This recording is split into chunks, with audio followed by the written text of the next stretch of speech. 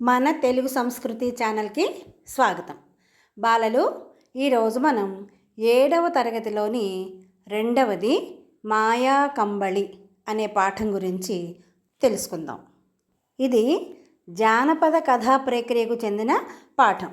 ఇక్కడ వినడం, ఆలోచించి మాట్లాడటం అనే శీర్షికలో ఒక చిత్రాన్ని ఇచ్చారు కదా, ఆ చిత్రాన్ని జాగ్రత్తగా పరిశీలించారు కదా. ఆ చిత్రానికి సంబంధించి 3 ప్రశ్నలు ఇచ్చారు. వాటికి జవాబులు ఏంటో చూద్దాం. చిత్రం ద్వారా మీరేమి గమనించారో చెప్పండి. ఏం గమనించాం మనం? చిత్రంలో మనకి ఏమేం కనిపిస్తున్నాయి? చిత్రంలో ఒక మా అమ్మగారు తన వేళ్లతోటి తమాషా చేసి పిల్లలకు చూపిస్తున్నారు. దానికి సంబంధించినటువంటి కథ ఏదో చెబుతున్నట్టుగా ఉంది.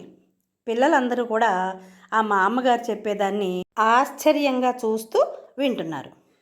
రెండో ప్రశ్న చూడండి. మీరు చదివిన కథల పుస్తకాల పేర్లు చెప్పండి. చందమామ, బాలమిత్ర, బాలజ్యోతి, బుజ్జాయి, బాలానందం బొమ్మలు, పంచతంత్ర కథలు, కాశీ మజిలీ కథలు, నీతి కథలు, భట్టి విక్రమార్క కథలు, ఇవన్నీ కూడా చెప్పచ్చు. మూడో ప్రశ్న చూడండి. కథల పుస్తకాలు చదవటం మీకు ఇష్టమా? ఎందుకు? కథల పుస్తకాలు చదవటం ఎవరికి ఇష్టం ఉన్నది చెప్పండి? అందరికీ ఇష్టమే కదా.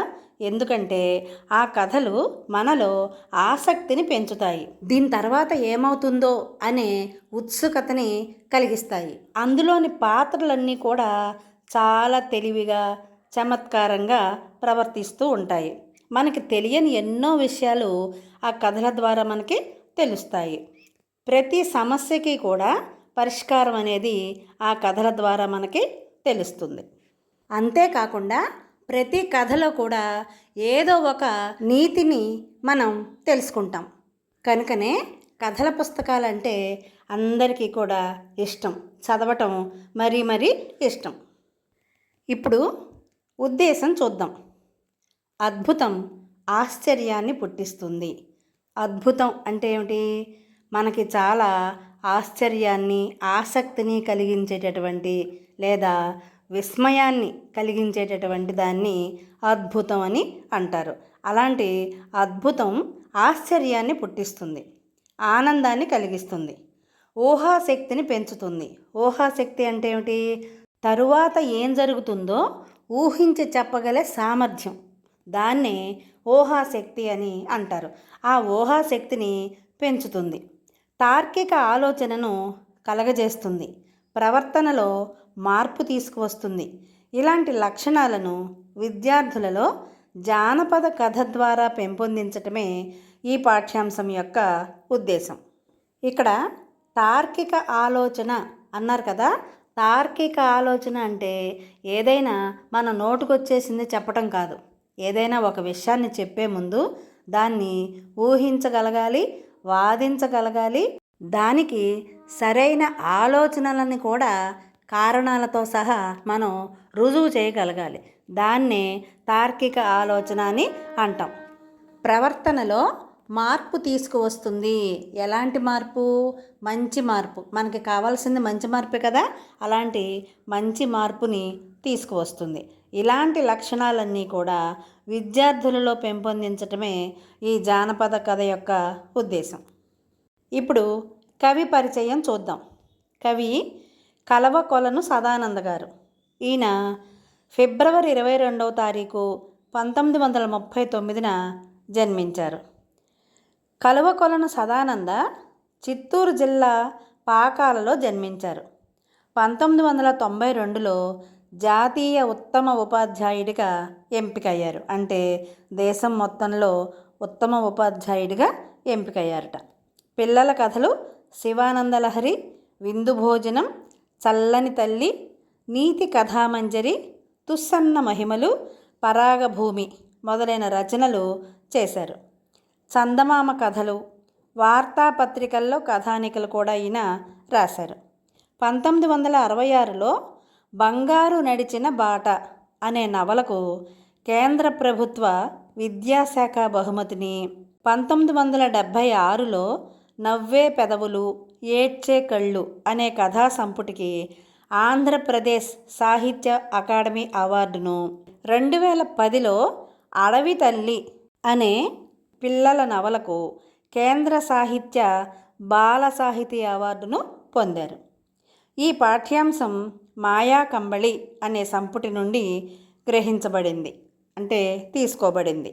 ఈయన ఆగస్టు 25, 2020 సంవత్సరంలో పరమపదించారు. ఇక పాఠం చెప్పేసుకుందామా. మాయా కంబళి. చూడండి, పూర్వం హిమాలయ పర్వతాల్లో ఆత్మానందుడు అనే వృద్ధయోగి ఉండేవాడట. వృద్ధయోగి అంటే ముసలివాడైనటువంటి యోగి అని అర్థం. ఆయన గొప్ప మహిమలు కలవాడు అని తెలిసి ఆ చుట్టుపక్కల వాళ్ళు తరచుగా వచ్చి, అంటే మాటి మాటికి ఆయన దగ్గరికి వచ్చి వాళ్ళకు ఉన్న సమస్యలను ఏకరువు పెట్టడం అంటే ఏంటి, ఆయనతో గట్టిగా దృఢంగా చెప్పుకోవటం, అంటే మాటి మాటికి చెప్పుకుని పరిష్కార మార్గాలు చూపమని ఆయన దగ్గరకు వచ్చి ఆయన తపస్సు చేసుకుంటుంటే ఆయన ఏకాగ్రతను చెడగొడుతూ ఉండేవారట. అందుచేత ఆయన ఏం చేశారు, ఎవరు, ఆత్మానందుడు అనే వృద్ధయోగి తన పాత కంబళ మీద మంత్రజలం చల్లేసి, మంత్రజలం అంటే మంత్రించినటువంటి నీరు, దాన్ని చల్లి దానికి ఒక మహిమను కలగజేశాట, అంటే ఒక మహత్యాన్ని కలగజేశాడు ఆ పాత కంబళకి. ఆయన దాన్ని కప్పుకుంటే ఎవ్వరికీ కనిపించేవాడు కాదు. ఆ రహస్యం మాత్రం ఎవ్వరికీ తెలియదు. చూడండి, ఆయన తపస్సుకి భగ్నం కలిగేలాగా ఆ ఊరు వాళ్ళందరూ, చుట్టుపక్కల ఊరు వాళ్ళందరూ వచ్చేసి వాళ్ళ సమస్యలను చెప్పేసుకుని పరిష్కార మార్గాలు చూపమని మాటి మాటికి ఆయన్ని విసిగిస్తుంటే ఈయన తపస్సు చేసుకోవటానికి కుదరటం లేదు. అందుకని ఆయన ఏం చేశాడు, నీటిని మంత్రించి ఆ పాత కంబళ మీద చల్లి దానికి ఒక మహిమను కలగజేసి దాన్ని కప్పుకుని తపస్సు చేసుకునేవాడు. దాన్ని కప్పుకుంటే ఈయన ఎవరికి కనిపించేవాడు కాదుట. ఆ రహస్యం ఎవ్వరికీ తెలియకుండా జాగ్రత్త పడ్డాడు ఆత్మానందుడు. ఒకరోజు ఆత్మానందుడు తన కంబళిని భుజాన వేసుకుని ఒక శిల మీదుగా, అంటే శిల అంటే పెద్ద రాయి అన్నమాట, ఆ రాయి మీదుగా దాటుతూ కాలు జారి శిలకు అవతల ఉన్న లోయలోకి దొర్లి పడిపోయి స్పృహ కోల్పోయాడు. చూడండి, ఆ కంబళని భుజాన వేసుకుని ఆ పెద్ద రాయిని దాటుతుంటే కాలు జారి శిలకు అవతల ఉన్నటువంటి లోయలోకి జారి పడిపోయట. దాంతో స్పృహ కోల్పోయాడు. అతని కంబళి మాత్రం శిలకు యువతల పక్క పడిపోయింది. అంటే రాయికి ఒక పక్కనేమో ఆత్మానందుడు పడిపోయాడు, యువతల పక్కనేమో కంబళి పడిపోయింది. మరికొంతసేపటికి ఆ కనుమ దారిన పాత దుస్తులు అమ్ముకునే ఒక చిల్లర వ్యాపారి సంతకు పోతూ కంబళని చూశాట. మరికొంతసేపటికి ఆ కనుమ అంటే లోయ, బాగా లోతైన ప్రదేశాన్ని కనుమ లేదా లోయ అని అంటారు. పాత బట్టలు అమ్ముకునేటటువంటి ఒక చిల్లర వ్యాపారి అంటే చిన్న వ్యాపారి అని అర్థం. సంతకు వెడుతూ అక్కడ జారి పడిపోయింది కదా కంబళి, దాన్ని చూసేట. అది చాలా పాతది. అయినా సరే ఎవరైనా ఏదో ఒక ధరకు దాన్ని కొనకపోతారా అనుకుని ఆ మనిషి ఏం చేశాడు, దాన్ని మడిచి మూటలో పెట్టి సంత జరిగేటటువంటి శోభావతి నగరానికి వెళ్ళాట. సరే, ఎంతో కొంత తక్కువ ధరకైనా సరే ఎవరైనా దీన్ని కొనకపోతారా అని చెప్పి దాన్ని చక్కగా ఏం చేశాడు, మడిచి అంటే మడత పెట్టేసేసి తన దగ్గరున్న మూటలో పెట్టి శోభావతి నగరానికి సంతకి వెళ్ళాట. అక్కడ శోభావతిలో ఒక ముసలి బిచ్చగాడు చలితో బాధపడుతూ పాత కంబళిని చౌకలో కొనుక్కుని వెంటనే దాన్ని కప్పుకున్నట్ట. ఇతను అనుకున్నాడు కదా, ఎవరో ఒకరు తక్కువ ధరకైనా సరే కొంటారు అని అనుకున్నాడు కదా. అలాగే ఆ బిచ్చగాడు చాలా తక్కువ ధరకు దాన్ని కొనుక్కుని వెంటనే ఆ కంబళిని కప్పుకున్నాడు.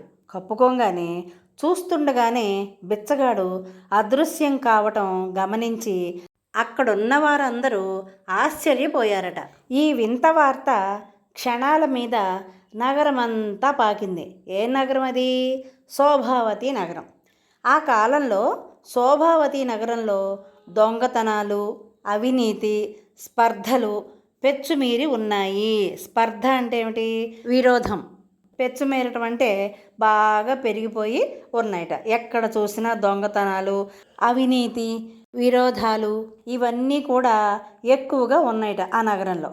శోభావతి రాజైన చండీదత్తుడు ఎంత ప్రయత్నించినా సరే వీటిని అదుపులో పెట్టలేకపోయాడట. అదుపులో పెట్టడం అంటే ఏమిటి?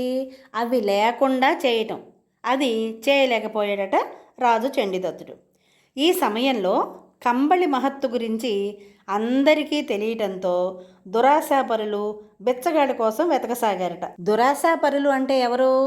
ఎలాంటి కష్టం చేయకుండా అప్పనంగా ఎదటివారి సొమ్మును కూడా కాజేయాలి అనుకునేవారు.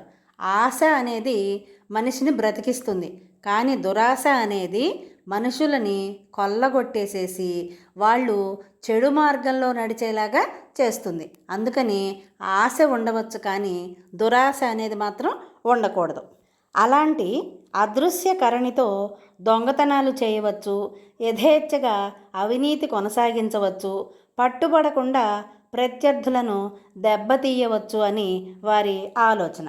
అదృశ్యకరణి అంటే అదృశ్యం చేసేది, అంటే మాయం చేసేది. దేన్ని మాయం చేస్తుంది? ఆ కంబళిని ఎవరైతే కప్పుకుంటారో ఆ మనిషి ఎవ్వరికి కనిపించడు, మాయమైపోయినట్లుగా అనిపిస్తుంది అనమాట. అలాంటప్పుడు ఏం చేస్తారు? ఎవరైనా దొంగతనాలు చాలా సులభంగా చేసేస్తారు, అవినీతి పనులు చేసేస్తారు. ఎదటి వాళ్ళకి కనపడరు కదా, అప్పుడు శత్రువుల్ని చాలా తేలికగా దెబ్బతీయవచ్చని చెప్పి వారి యొక్క ఆలోచన. కంబళి సహాయంతో అదృశ్యంగా తిరుగుతున్న బిచ్చగాడు నలుగురు అనుకునే మాటలు విని మరికొంతసేపటికి తనకు రానున్న ప్రమాదాన్ని గ్రహించి తన చేతికర్రను ఒక పొదలో పెట్టి ఎలాంటి చప్పుడు చేయకుండా మసలసాగాడు. బిచ్చగాడు కంబళి కప్పుకున్నాడు కదా, అతను మాత్రం ఎవ్వరికీ కనిపించడు, కానీ అతనికి మాత్రం అందరూ కనిపిస్తారు. అందరూ మాట్లాడుకునేవి కూడా వినిపిస్తాయి. వాళ్ళందరూ మాట్లాడుకునే మాటలు విన్న తర్వాత కొంతసేపటికి అతను ఏం చేశాడు? నాకేదో ప్రమాదం వస్తుంది అని చెప్పి ఊహించి తన చేతి కర్రను ఒక పొదలో పెట్టేశాడు, ఎవ్వరికీ కనిపించకుండా, ఎలాంటి చప్పుడు చేయకుండా. ఆ కంబళి వల్ల వాడికి అడుక్కు తినటానికి కూడా లేకుండా పోయింది. చూడండి, ఆ కంబళి కప్పుకుంటే మాయమైపోతాము అనే విషయం ఆ రాజ్యంలో అందరికీ తెలియటం వలన ఆ కంబళిని దొంగిలించడానికి అందరూ సిద్ధంగా ఉన్నారు.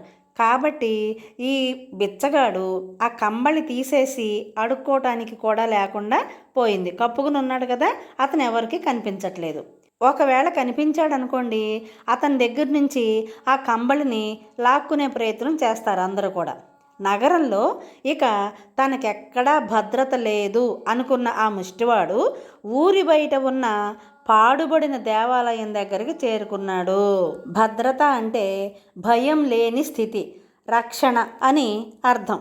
ఈ ముష్టివాడు ఏమనుకుంటున్నాడు? నా విషయం అందరికీ తెలిసిపోయింది, ఇప్పుడు నా కోసం అందరూ వెతుకుతున్నారు, నా దగ్గర ఉన్నటువంటి కంబళిని లాగేసుకుంటారు, దానివల్ల చాలా అనర్థాలు జరుగుతాయి అని చెప్పి అతను ఏం చేశాడు?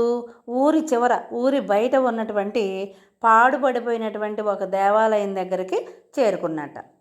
అక్కడికి కొంతసేపటికి నలుగురు దొంగలు వచ్చారట. వాళ్ళు కూడా బిచ్చగాడి దగ్గర ఉన్నటువంటి కంబళ గురించే మాట్లాడుకుంటున్నారట. శోభావతి నగరంలో ఎవ్వరి నోటమ్మట విన్నా సరే ఈ కంబళ గురించిన మాటలే వస్తున్నాయి. ఆ రాత్రి అంతా వాడు ఆలోచించి తన కంబళి కోసం దేశంలో హేమాహేమీలు తహతహలాడుతున్నారు అని, అది తనకు ఎందుకు పనికిరాదని రూఢి చేసుకుని మర్నాడు తెల్లవారుగానే తాను వాళ్ళ కంట పడకుండా కంబళి కప్పుకుని అదృశ్యంగా రాజ్యసభకు వెళ్ళి తాను కప్పుకున్న కంబళి తీసి రాజు ఎదుట ప్రత్యక్షమయ్యాడు. ఏం చేశాడు అతను? ఆ రోజు రాత్రంతా కూడా ఆలోచించాడు. ఆలోచించి తన కంబళి కోసం దేశంలోని హేమహేమీలు అంటే గొప్ప గొప్ప వాళ్ళందరూ కూడా ఆ కంబళ కోసం తహతహలాడిపోతున్నారు. కానీ అది ఎందుకు పనికిరాదు తనకి అని రూఢీ చేసుకున్నాడు. రూఢీ చేసుకోవటం అంటే ఏంటి? నిర్ణయించుకోవటం అన్నమాట, నిశ్చయించుకోవటం. ఇలా తను ఈ కంబళి నాకు ఎందుకు పనికిరాదని చెప్పి నిర్ధారణ చేసుకుని మర్నాడు తెల్లవారంగానే ఏం చేశాడు? ఆ కంబళి కప్పుకుని ఎవ్వరికంటా పడకుండా సరాసరి రాజుగారి దగ్గరికి వెళ్ళి ప్రత్యక్షమయ్యాడు.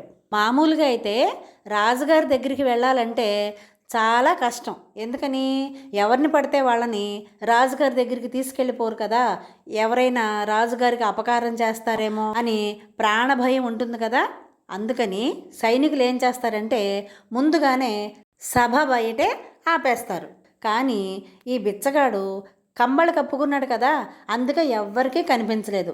సరాసరి అదృశ్య రూపంలో అంటే మాయా రూపంలో ఆ కంబళి కప్పుకుని రాజుగారి ఎదుటికొచ్చి ఆ కంబళి తీసేసి అక్కడ అందరి ఎదురుగుండా ప్రత్యక్షమయ్యాడు. అంటే అందరికీ కనపడేలాగా నిలబడ్డాడు అని అర్థం. రాజుకి ఎదురుగుండా నిలబడి ఏమంటున్నాడు? మహాప్రభు, ఈ కంబళి వల్ల నాకు ప్రాణహాని తప్ప శాంతి కానీ సుఖం కానీ లేదు. దీనిని మీ వద్దనే ఉంచండి అని బిచ్చగాడు కంబళిని రాజుకి ఇచ్చేశాడు. ఏమంటున్నాడు? ఈ కంబళి వల్ల నాకు ప్రాణహాని అంటే ప్రాణానికి హాని జరగటం తప్ప, ప్రాణానికి ప్రమాదం జరగటం తప్ప శాంతి కానీ సుఖం కానీ నాకు లేదు. కాబట్టి ఈ కంబళిని మీ దగ్గరే అట్టిపెట్టుకోండి అని చెప్పి బిచ్చగాడు ఆ కంబళిని రాజుకి ఇచ్చేశాడు. రాజు దాన్ని స్వయంగా పరీక్షించి దాని యొక్క మహత్తును తెలుసుకొని బిచ్చగాడికి జీవితం సుఖంగా గడిచే ఏర్పాటు చేసి కంబళి తాను తీసుకున్నాడు. ఏం చేశాడు రాజు? ఆ కంబళి యొక్క మహత్తును అంటే మహత్యాన్ని, మహిమను పరీక్షించి బిచ్చగాడు సుఖంగా జీవితం గడపటానికి కావలసినటువంటి ఏర్పాట్లన్నీ చేసి ఆ మాయా కంబళిని రాజు తీసుకున్నాడు. ఈ లోపల కొండ మీద పడిపోయినటువంటి ఆత్మానందుడు స్పృహ తప్పి పడిపోయాడు కదా. ఆయన కోలుకుని తన కంబళి రాజు అయినటువంటి చండీదత్తుడి దగ్గర ఉంది అని తెలుసుకుని గబగబా ఏం చేశాడు? శోభావతి నగరానికి వచ్చి ఆ రాజుని ఏకాంతంగా కలుసుకుని, ఏకాంతంగా అంటే ఎవ్వరూ లేకుండా తను ఒక్కడే ఉన్నప్పుడు కలుసుకుని తన కంబళి తనకి ఇయ్యమని అడిగాడు. ఓ రాజా, ఆ కంబళి నాదే, కాబట్టి నా కంబళిని నాకు ఇచ్చేసేయండి అని అడిగితే అప్పుడు రాజు ఏమంటున్నాడు? ఒప్పుకోలేదు. అభ్యంతరం చెబుతూ అంటే ఆటంకం కలిగిస్తూ అంటే ఒప్పుకోకుండా అని అర్థం. రాజ్య శ్రేయస్సు దృష్ట్యా ఇది నా దగ్గర ఉండటమే మంచిది. శ్రేయస్సు అంటే ఏమిటి? మన రాజ్యానికి మేలు జరగటం కోసం, రాజ్యం అభివృద్ధి చెందటం కోసం ఇది నా దగ్గర ఉంటేనే మంచిది అని చెప్పి ఆ యోగికి, ఆత్మానందుడికి రాజు కంబళి ఇవ్వటానికి ఒప్పుకోలేదు, అంగీకరించలేదు. రాజా, నేను కూడా రాజ్య శ్రేయస్సు కోసమే చెబుతున్నాను. అసాధారణ శక్తుల వల్ల మంచి కంటే చెడు జరగటానికి ఎక్కువ అవకాశాలు ఉన్నాయి. ఓ రాజా, నేను కూడా రాజ్యం మంచి కోసమే చెబుతున్నాను. అసాధారణ శక్తులు అంటే ఏంటి? మహిమ కలిగినటువంటి శక్తుల వల్ల మంచి కంటే చెడే ఎక్కువ జరగటానికి అవకాశం ఉంది. ఇలాంటి మహిమాన్వితమైన వస్తువు మనిషిని పాపకార్యాలకు, నీతిబాహ్యమైన పనులకు పురికొల్పుతుంది. ఇలాంటి మహిమ కలిగినటువంటి ఈ కంబళి మనిషిని పాపకార్యాలకు అంటే ఏమిటి? పాపపు పనులు అని అర్థం. పాపపు పనులు చేయటానికి, నీతిబాహ్యమైన అంటే నీతి లేని పనులు చేయటానికి ప్రోత్సహిస్తుందిట. పురికొల్పుతుంది అంటే ప్రోత్సహిస్తుంది అని అర్థం.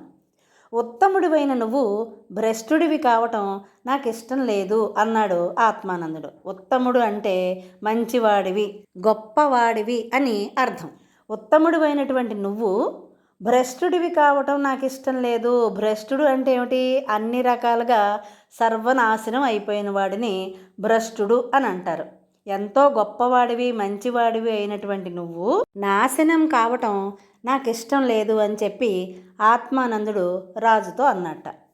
శతవిధాలా చెప్పిన రాజు తన వాదంతో ఏకీభవించకపోయేసరికి స్వానుభవంలో తప్ప నీకు ఈ విషయం బోధపడదు అంటూ నిట్టూర్చాడు ఆత్మానందుడు.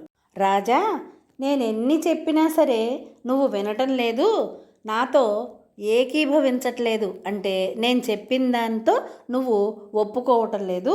స్వానుభవంలో తప్ప, స్వానుభవం అంటే నీకు సొంతంగా అనుభవం అయితే తప్ప ఈ విషయం నీకు అర్థం కాదు అని చెప్పి నిట్టూర్చట. నిట్టూర్చడం అంటే ఏంటి?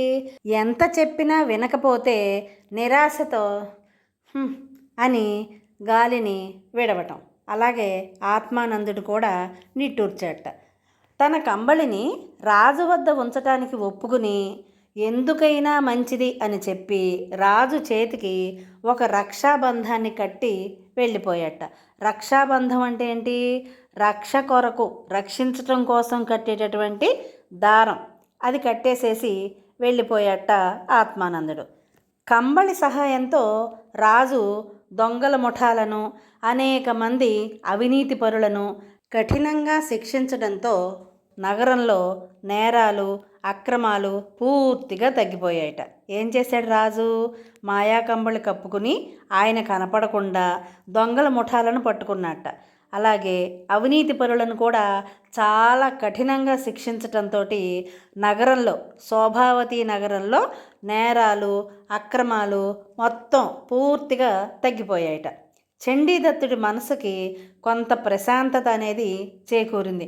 అమ్మయ్య, ఇప్పుడు నా రాజ్యంలో దొంగతనాలు లేవు, అవినీతి లేదు, నేరాలు, అక్రమాలు ఇవేమీ లేవు, పూర్తిగా తగ్గిపోయాయి అని చండీదత్తుడు సంతోషపడుతున్నట్ట. ఒకనాడు రాజు సభామందిరంలో రాజనర్తకి అయినటువంటి చెంచల బాగా నాట్యం చేసిందిట. ఆ నాట్యానికి ఆనందభరితుడై బాగా ఆనందించినటువంటి రాజు నర్తకిని, చాలా బాగా నాట్యం చేశావు చెంచల, నీకేం కావాలి అని అడిగట. అప్పుడు చెంచల మాయా కంబళిని 2 రోజుల పాటు తనకివ్వమని రాజుని అడిగిందిట. సరేలే, ముచ్చట పడుతోంది కదా అని చెప్పి రాజు ఏం చేశాడు? నిరాకరించలేక ఇవ్వను అని అనకుండా శయన మందిరంలో ఉంది, వచ్చి తీసుకో అని చెప్పి రాజు అన్నాడు చెంచలతో. రాజు శయన మందిరానికి చెంచల వచ్చి కంబళి కప్పుకుని తిరుగుముఖం పట్టింది. శయన మందిరం అంటే పడక గది, రాజు నిద్రించేటటువంటి గదికి చెంచల వచ్చి ఆ కంబళిని తీసుకుని దాన్ని కప్పుకుని తిరుగుముఖం పట్టింది, మళ్ళీ వెళ్ళిపోయిందిట. వెళ్ళిపోతున్న ఆమెను చూసి రాజు ఆశ్చర్యచకితుడైనాడు. ఎందుకని? మామూలుగా అయితే ఎవరైతే కంబళి కప్పుకుంటారో వాళ్ళు బయట వాళ్ళకి కనిపించరు కదా. కానీ రాజుకి కంబళి కప్పుకుని వెళ్ళిపోతున్న చెంచల స్పష్టంగా కనిపించింది. దానికి కారణం ఆత్మానందుడు తన చేతికి కట్టినటువంటి రక్షాబంధం అయి ఉంటుందని రాజుకి అనిపించిందిట. నిజం కూడా అదే. చెంచల తిన్నగా తన మందిరానికి వెళ్ళక మరొక దిక్కుగా కోశాధికారి విక్రముడి మందిరానికి వెళ్ళటం చండీదత్తుడు చూశాడు. చూడండి, ఆత్మానందుడు కట్టినటువంటి రక్షాబంధం ఉండటం వలన కంబళి కప్పుకున్న చెంచల ఎటువైపుకి వెడుతోందో రాజుకి స్పష్టంగా కనిపిస్తోంది. మామూలుగా తన గదికి వెళ్ళిపోవాలి కదా, వెళ్ళిపోకుండా విక్రముడు అంటే కోశాధికారి, ఆర్థిక శాఖ మంత్రి అని అంటారనమాట. కోశాధికారి అయినటువంటి విక్రముడి మందిరానికి వెళ్ళటాన్ని చూశాడట చండీదత్తుడు. చెంచల అతని వద్దకు ఎందుకు వెళ్ళి ఉంటుంది అని ఆలోచిస్తున్నట్ట చండీదత్తుడు. ఆలోచిస్తూనే తన శయనాగారానికి వెళ్ళి పడుకున్నట్ట. కానీ అతనికి నిద్ర పట్టట్లేదు. ఆ రాత్రి వేళ విక్రముడు ఏం చేశాడు? కంబళి కప్పుకొని చేత కత్తి పట్టుకుని తన చేతితో కత్తి పుచ్చుకుని తన శయనాగారానికి ప్రవేశించటం రాజు చూశాడు. విక్రముడు తన పడక గదిలోకి రావటం రాజు చూశాడు. చూసి తనను చంపటానికే వస్తున్నాడు అని గ్రహించి లేచి చివాలున కత్తి దూసి, చివాలున అంటే వెంటనే ఆలస్యం చేయకుండా కత్తి దూసి విక్రముడి మీద పడ్డాడు, అంటే అతనితో తలపడ్డాడనమాట. రాజు నిద్రపోతుంటాడని, మేలుకుని ఉన్న కంబళి మూలాన తనను చూడలేడని నమ్మినటువంటి విక్రముడు ఇలాంటి పరిణామానికి సిద్ధంగా లేక రాజు చేతిలో తేలికగా చచ్చిపోయాడు. విక్రముడు ఏమనుకున్నాడు, నేను కంబళ కప్పుకున్నాను కదా, నేను రాజుగారికి కనిపించను, రాజుగారు పడుకుని ఉంటాడు కాబట్టి నేను చాలా తేలిగ్గా ఆయన్ని చంపేసేయచ్చు అని అనుకుని పడగదిలోకి వచ్చాడు. కానీ ఆత్మానందుడు కట్టినటువంటి రక్షాబంధం వల్ల ఇదంతా కూడా స్పష్టంగా చూడగలిగినటువంటి చండీదత్తుడు వెంటనే కత్తి దూసి విక్రముణ్ణి చంపేశాడు. పరిణామం అంటే మార్పు అని అర్థం. ఈ మార్పుని ఊహించని విక్రముడు రాజుగారి చేతిలో చాలా తేలిగ్గా చచ్చిపోయాడు. రాజాజ్ఞ ప్రకారం భటులు చెంచులను బంధించి తీసుకొచ్చారు. రాజును హత్య చేసి వాళ్ళ వారసులను కూడా బంధించి విక్రముడు రాజు కావాలనుకున్నాడని, అలాగే మరి చెంచల కంబళిచ్చి సహాయం చేసింది కదా, దానికి కృతజ్ఞతగా ఆమెను పట్టపురాణి చేస్తానని ప్రలోభ పెట్టాడని, ఆమె అందుకు ఒప్పుకున్నదని భటులు రాజుగారికి తెలియజేశారు. చండీదత్తుడు ఆమెను దేశం నుంచి బహిష్కరించాడు. ఆ అమ్మాయి చేసినటువంటి తప్పుకి చండీదత్తుడు ఏం చేశాడు, రాజనర్తకి అని చెప్పి ఎంతో ఉదార స్వభావంతో మరణశిక్ష విధించకుండా దేశం నుంచి బహిష్కరించాడు, అంటే దేశం నుంచి వెళ్ళిపోమ్మని ఆదేశించాడు. ఆ మర్నాడే రాజు హిమాలయాలలో ఉన్నటువంటి ఆత్మానందుడున్న చోటుకి వెళ్ళి, స్వామి, మీ కంబళిని మీరే ఉంచుకోండి, దీనివల్ల మంచి ఆలోచనతో మంచి చేయవచ్చని అనుకున్నాను, కానీ దీనివల్ల మనుషులలో స్వార్థం, నీచత్వం, చెడు ఆలోచనలు పెరిగి ప్రాణాలకే ముప్పు కలుగుతుంది అని ఇచ్చేశాడు. ఆత్మానందుడి దగ్గరికి వెళ్ళి ఇచ్చేశాట. ఏమని, స్వామి, మీ కంబళని మీరే తీసేసుకోండి, దీనివల్ల మంచి చేయవచ్చని నేను అనుకున్నాను, కానీ దీనివల్ల స్వార్థము, నీచత్వము, చెడు ఆలోచనలు మనుషులలో బాగా పెరిగిపోయాయి, ప్రాణాలకే ఆపద వస్తోంది, కష్టం వస్తోంది అని చెప్పి ఆత్మానందుడికి ఆ కంబళిని చండీదత్తుడు తిరిగిచ్చేశాడు. ఆ కంబళి దుష్టుల చేతికి పోతే రాజుకు ఎంత ప్రమాదమో ఆత్మానందుడికి తెలుసు. కాబట్టే ఆయన శోభావతి నగరానికి వెళ్ళి రాజును కంబళి ఇమ్మని అడిగాడు. రాజుకు రక్షాబంధనం కట్టాడు. దుష్టులు అంటే చెడ్డవారు, చెడ్డవారి చేతిలోకి ఆ కంబళి గనక వెళ్ళిందంటే దానివల్ల రాజుకి చాలా ప్రమాదం జరుగుతుంది అనే విషయం ఆత్మానందుడికి తెలుసు. అందుకనే ఆయన నగరానికి వెళ్ళి రాజు దగ్గరికి వెళ్ళి కంబళిని ఇచ్చేయమని అడిగాడు. రాజుకి రక్షాబంధనం కూడా కట్టాడు రాజు ఇవ్వకపోతే. రాజు కూడా దీనివల్ల వచ్చే ప్రమాదం గ్రహించగానే కంబళిని ఆత్మానందుడికి తిరిగిచ్చేశాడు. ఆయన చెప్పినప్పుడు రాజు వినలేదు. లేదు, రాజ్య శ్రేయస్సు కోసం రాజ్యానికి మేలు జరుగుతుంది అని చెప్పి తన వద్దనే అట్టుపెట్టుకున్నాడు. ఆ విషయం మేలు జరగకపోగా కీడు, ప్రమాదమే ఎక్కువ జరుగుతుంది అని ఎప్పుడైతే రాజు గ్రహించాడో వెంటనే ఆత్మానందుడి దగ్గరికి వెళ్ళి ఆ కంబళిని తిరిగి ఇచ్చేశాడు. అప్పుడు ఆత్మానందుడు అంటున్నాడు, నీ వద్ద ఈ కంబళి ఉంది అనే భయం ప్రజల్లో ఉంటే చాలు, ఇంకా ఎలాంటి నేరాలు, దొంగతనాలు, ఘోరాలు ఇవేమీ జరగవు అని చెప్పి చండీదత్తుడి నుంచి కంబళిని నవ్వుతూ తీసుకున్నాడు ఆత్మానందుడు.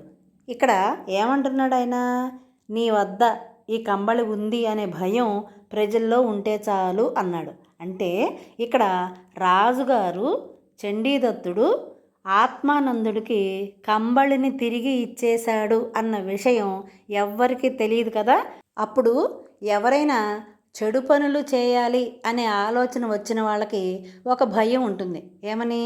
రాజుగారు ఒకవేళ మాయా కంబళి కప్పుకుని తిరుగుతున్నారేమో, మనం దొరికిపోతామేమో, శిక్షింపబడతామేమో అనే భయం ఉంటుంది కదా. ఆ భయం చాలు, ప్రజలందరూ కూడా ధర్మబద్ధంగా నడుస్తారు, ఎలాంటి చెడు పనులు చేయరు అని ఆత్మానందుడు అంటున్నారనమాట. అందుకనే ఏదైనా మంచి విద్య, మహిమ కలిగిన వస్తువులు మన దగ్గర ఉన్నప్పుడు వాటిని సద్వినియోగపరుచుకోవాలి, మంచి చేయటానికి మాత్రమే ఉపయోగించుకోవాలి. అంతేగాని మన దగ్గర బోళ్ళని శక్తులు ఉన్నాయి అని చెప్పి గర్వంతో విర్రవీగితే మొత్తానికే అన్నీ పోతాయి అన్నమాట. మొదటికే మోసం వస్తుంది. పూర్వకాలం విఠలాచార్య అని ఒక దర్శకులు ఉండేవారు. ఆయన సినిమాలన్నీ కూడా ఇలా మాయలు మహిమలతోనే ఉంటాయి. మీకు ఎప్పుడైనా అవకాశం వస్తే అలాంటి సినిమాలు చూడండి. అనుభూతి కూడా మీకు ఈ పాఠం వింటే మీకు ఎలాంటి అనుభూతి కలుగుతుందో అలాంటి అద్భుతాలన్నీ కూడా ఆయన సినిమాల్లో ఉంటాయి. ఒక చిన్న గమనిక, పాఠాలు తరగతుల వారీగా ప్లేలిస్ట్లో పెట్టడం జరుగుతోంది. మీరు సులభంగా వెతుక్కోవటానికి ప్లేలిస్ట్లోకి వెళ్ళి ఏ తరగతి పాఠం అయితే మీకు కావాలో ఆ తరగతిలో చూస్తే మీకు తేలిగ్గా దొరుకుతుంది.